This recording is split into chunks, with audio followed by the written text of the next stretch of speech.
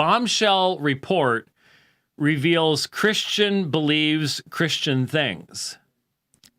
Now, what's interesting is then what they entered into Twitter said, U.S., a bombshell report put out by the corporate press today revealed that a Catholic believer believes things that the Catholic Church teaches. I think is what it stopped at that point, but I'm assuming that's what the rest of it said.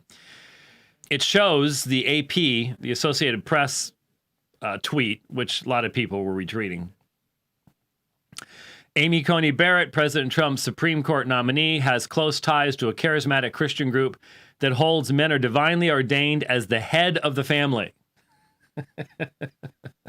Now, every non-woke, biblically literate Christian just started chuckling upon hearing, because is there anyone that works for the Associated Press that's ever actually read the Bible? Probably not. I mean, it's highly unlikely.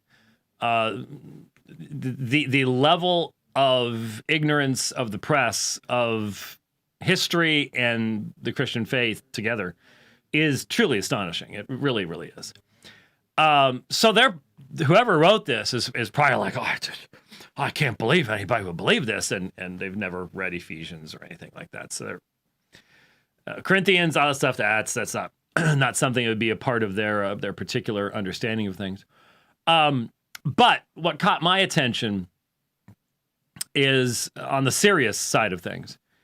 Is I have said for a very, very, very, very long time that the challenges that were coming our direction and are now here in full were going to be pushing Protestants, believing historical Protestants, into ever closer contact with Roman Catholicism, and therefore requiring us to be all the more aware of what the real issues are. And I've also been saying for a long, long time, I think the result of that is going to be that there are going to be people who are going to come to the conclusion that the real dividing line issues are not that important. And so, I mean, how important is it to insist that to believe that one is made right before God by the imputation of Christ's righteousness over against to believe it is an infusion of grace that makes you subjectively pleasing to God? How many people even think about that in a day? And hence, how easy is it for someone to go, I don't know. It reminds me of what I've said before, that when we talk about the doctrine of the Trinity, I'll be preaching on why we believe in the Trinity on Sunday at church. And the fact is, large portion of American evangelicals do not think about the doctrine of the Trinity over the course of a 24-hour period. I would say many American evangelicals do not think about the doctrine of the Trinity over the course of a week between church services.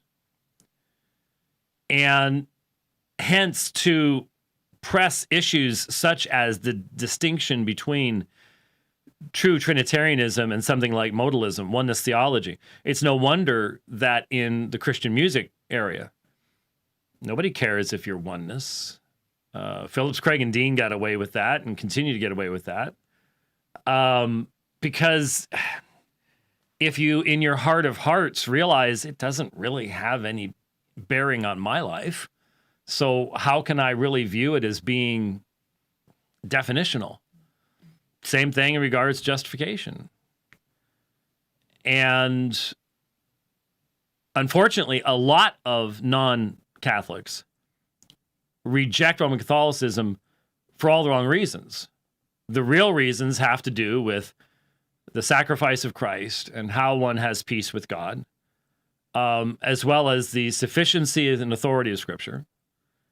And then there are lots of secondary issues that become the primary issues for a lot of folks, but they're just matters of taste rather than actual matters of conviction.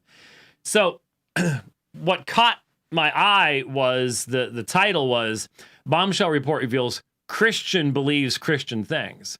Now, it's probably because you just couldn't put anything longer than that. It's probably a limitation to how much was going to appear in the title. But when we think about Amy Coney Barrett and issues of worldview, what you believe about the depravity of man has a deep impact upon your worldview. And Roman Catholicism, primarily post-Trent, and Augustinian Roman Catholicism would have room for this. But Trent had to shut down some of the streams of thought that would come from Augustinianism because the reformers had amplified those things.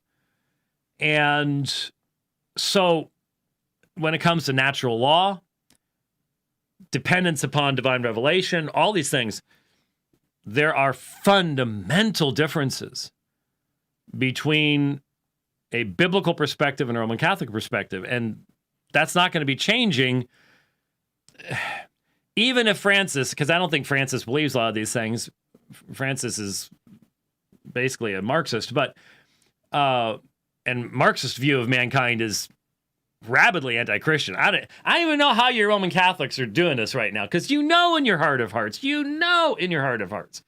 that that's where Francis is, and you're sitting there going, but God won't let him teach it. Yeah, but who is he putting in all the positions of leadership in the church around the world today, guys? Think about it.